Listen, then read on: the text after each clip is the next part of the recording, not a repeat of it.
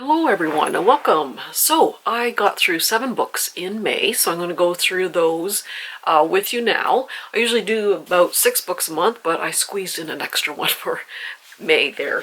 So I will start with the first book, and this is by Jane Harper, and this is The Survivors. So this takes place in on the coast of Tasmania. This gentleman and his wife and their newborn son go back to visit his parents and help them pack up. His father has to go to a nursing home because of dementia, and the mother's going to move. So they're just helping her pack up, and about 12 years previously, his brother passed away, and his brother's friend, and also a 14-year-old girl disappeared during this very violent storm 12 years previously. And this gentleman is feeling very guilty. He feels like he caused his brother's death. So there's a lot of tension between him and his parents. And a short time later, waitress at the local restaurant is murdered on the beach. And so it's a very slow-paced book, and I don't mind a slow-paced book as if it's done right, but this is very slow-paced. There was a lot of focus on the family dynamics and all the different relationships on the island, and it wasn't really a thriller. It was just more of a mystery, because a lot of people are making assumptions about what happened 12 years ago.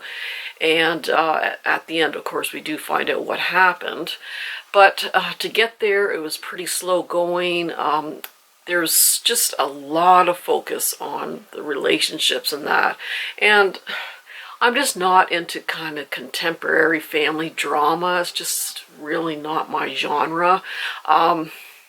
So yeah, it was just... especially in the middle part, it just seemed to drag. I think it was just a lot longer than it needed to be. I can see the focus on the family and the friends to kind of build up to the end, but I think it was just maybe a little overdone. So yeah, I give about 2.5, 3 stars out of 5 for this one. And this is by Holly Jackson. This is A Good Girl's Guide to Murders. There's a lot of hype on YouTube about this one. So it is a YA thriller. And this girl, I think she's 17, she has to do a school project. And she decides to do a project on something that happened in the town 5 years previously. So this boyfriend had murdered his girlfriend, then he committed suicide after, and everyone just assumes this is what happened, but she wants to investigate a little bit more for her school project, because she just does not feel like he was guilty, and she just wants to see if she can uncover the truth. So she does get the help of the brother of the boyfriend who supposedly murdered his girlfriend and then committed suicide. So she gets a lot of help from him. A lot of it is the conversations and that are very young adult, but the themes are very heavy and adult at times also. So you can suspend your disbelief because she does get help from people that you don't think would help. But it was actually, I'd give it about a 4 out of 5 actually. They delve in quite deeply, and how she's able to figure out what actually happened in that. It's a lot of twists and turns, and she uncovers a lot that are quite shocking in that. So I actually did like this one, and I did manage to find book 2 in a thrift store. I think the 3rd book I got off Book Outlet. This is Every Heart a Doorway by Seanan McGuire. So this is a series of books. I think there's maybe 5 or 6 books in the series. They're all short books. They're like less than 200 pages. I'm not sure why they each have to be so short, but anyway, makes for a somewhat quick read anyhow. So yeah, I really enjoyed this book. So this one's kind of hard to explain, and when you hear it, the summary, you may think, oh, that's not for me. But it's actually a very good book. So there is this school for children, for wayward children, they call it, run by Eleanor West. And all these children come to the school who have actually sort of disappeared from their families or went missing for, you know, maybe days, months, or even maybe a few years. And they have come back and they have no explanation for why they disappeared. They're not telling anyone anything. They changed quite a bit. They're depressed, they're down. So the parents end up sending them to this school for wayward children. And we find out that each child at some point finds this secret doorway that suddenly appears, and when they walk through it, they end up in a world that is very different from our world, but they are very accepting. So each child is not really accepted by their parents and or society. There is representation for the LGBT. There's an asexual character, there's a transgender character, a lot of diverse characters in here who aren't accepted by their family or by society. So once they pass through these doorways, they come into a world, and each child goes into a different type of world. Even though those new worlds are strange and confusing and nothing like our worlds, they feel like it's home to them. They are accepted for once for who they are. No one's trying to change them. They feel very comfortable in these worlds. At some point, each child comes back for various reasons, and they just go back to their families, and they're just miserable because their families don't accept them. Their schools, they're bullied, etc., etc.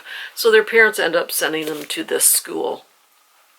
And there end up being some murders that are happening and that sort of thing. So, and then, of course, it goes into the next book and that. But it's sounds like a strange concept if you're not into fantasy, but there's a very good underlying message about being rejected by families and finding a home, no matter how strange or different that home is. As long as you're accepted, that's home to them. So there's just a couple of quotes that I really did like in here. I didn't go any place bad, said Nancy. I went home. That's the thing people forget when they start talking about things in terms of good and evil, said Jack. We didn't, for us, the places we went were home. We didn't care if they were good or evil or neutral or what. We cared about the fact that for the first time we didn't have to pretend to be something we weren't. We just got to be. That made all the difference in the world. And another quote. What's going to happen to us now? They're not going to send us away, are they? She couldn't go back. Her parents loved her. There's no question of that, but their love was the sort that filled her suitcase with colors and kept trying to set her up on dates with local boys. Their love wanted to fix her and refused to see that she wasn't broken. So yeah, it's the underlying message is very, very good. So I really did enjoy that book, and I'm looking forward to other books in the series. This is The War Nurse by Tracy Anderson Wood. So I thought I would absolutely love this book, being now I'm a retired nurse, but being a nurse for almost 40 years. And this takes place during World War I, and the main character is Julia Stimson, who actually was a nurse back in World War I, and she was kind of like her Florence Nightingale of the days. She really changed nursing. She focused on it as being a career and a profession, and she made policies and guidelines for nursing and really changed nursing. So she went to France with other nurses to help the soldiers recover from their injuries. So it sounded like a really great book. The issue I had with this is there was just so much focus on this Julia Stimson, which is fine. She did a lot of good for nursing, but the focus was just on her and her administrative duties. I don't know how many times we heard about her doing paperwork and everything, trying to round up supplies, her going into town to get supplies, her doing, trying to get more nurses, etc., etc. And there was a romance between her and this other doctor, though in real life she did not get married, so how real this romance was, we don't know. But all the focus was just on her and her administrative duties and meetings and policies. And as a bedside nurse all my life, I really didn't really care about that. I was interested in the bedside nursing. Very, very little was covered about the nurses actually interacting with the patients. That's what I would have found interesting. These soldiers had horrific injuries. They had shell shock, or PTSD as we know it now. Very little interaction between the nurses and the soldiers were even mentioned in this book. Very little. And that's what I was interested in. How did these soldiers, most of them very young men, cope with all these horrific injuries, all the mental strain of war, how these nurses dealt with it, how they interacted with the patients and how they dealt with everything. That was kind of vaguely kind of here and there mentioned, but just kind of skimmed over, and then we're back to her romance and you know, her, how many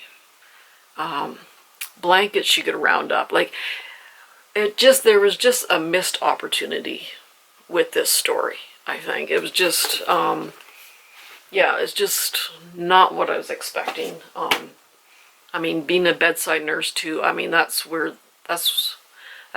things get to you, not all this administration stuff I didn't really care about. So yeah, I give like a 2.5 out of 5. It was just a missed opportunity there. The next book, this has been chewed by the birds here. This is The Silent Patient by Alex Michaelides. So I finally got around to reading this, and I really enjoyed it. I would give this like a 4.5 out of 5 for sure. So this psychotherapist decides to go. Oh, my battery needs charging again.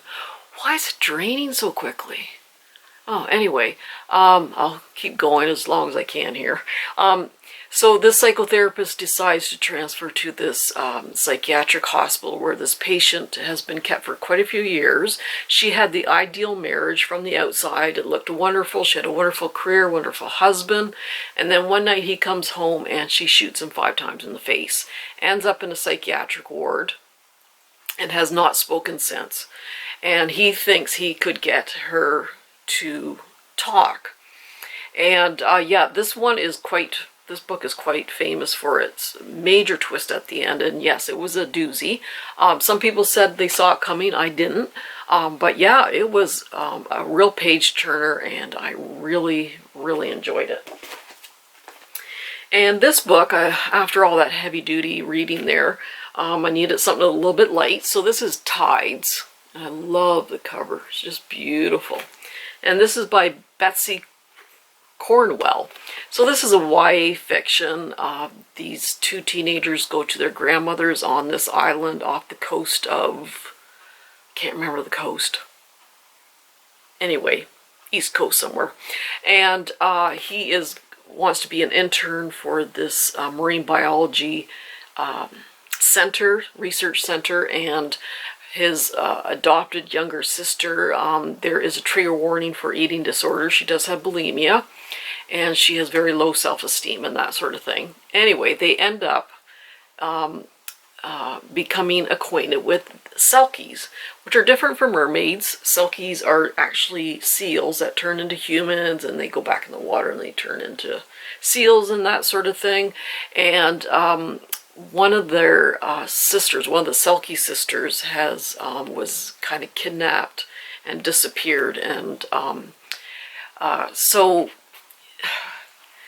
It's don't want to give too much away, but the young teenager, he ends up kind of falling for one of the Selkies in that. There's some LGBTQ representation in here. The grandmother is actually gay, and she has a relationship with one of the Selkie women for quite a few years in that. So anyway, they end up,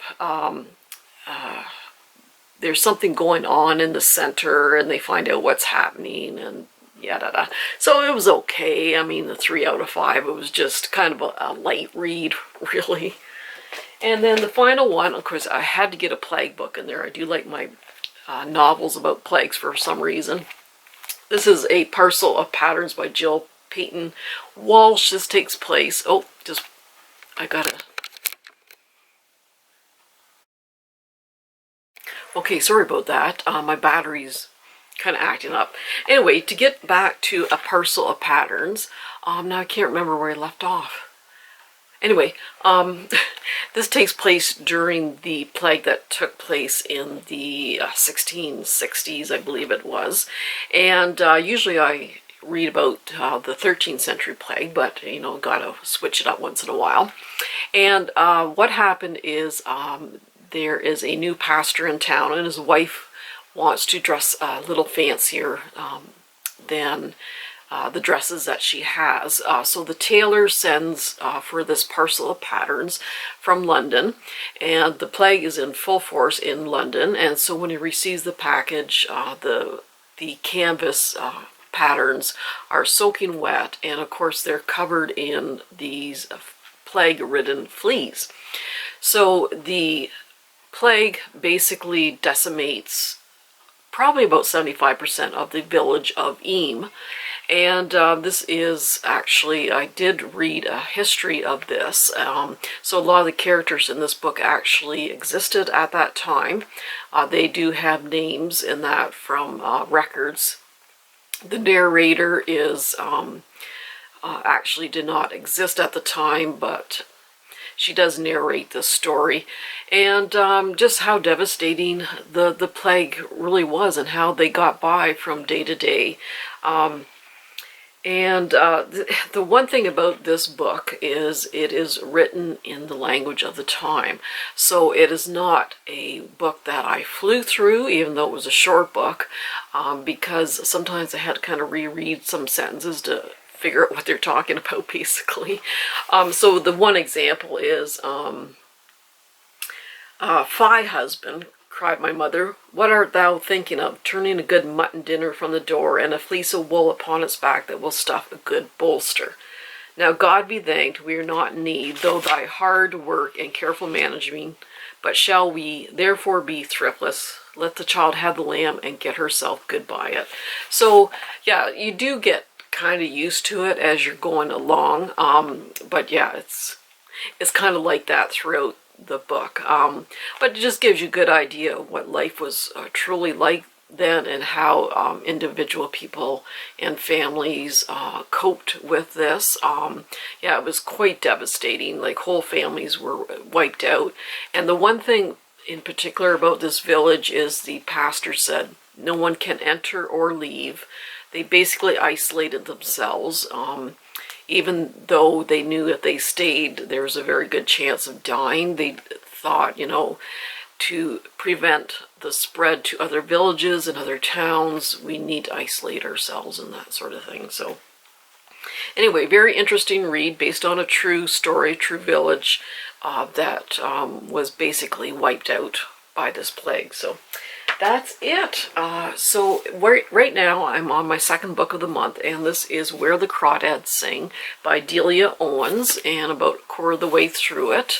And this has gotten like rave reviews on Goodreads, and so far I'm really enjoying it. It takes place 2 different timelines. There's the 50s, and then there's 1969. So in the present, 1969, there is a murder of a gentleman in town, and then they go back to the 50s, where there is a family that is very isolated, and the father's extremely abusive, and one by one the family members leave, and the only person left is this young girl who was 6 or 7 when the story started, and how she kind of fended for herself and that. So anyway, yeah, so far so good. I'm enjoying this. So that's it. So everyone, I hope you enjoyed. Take care and be kind to each other, and we'll see you soon. Bye-bye.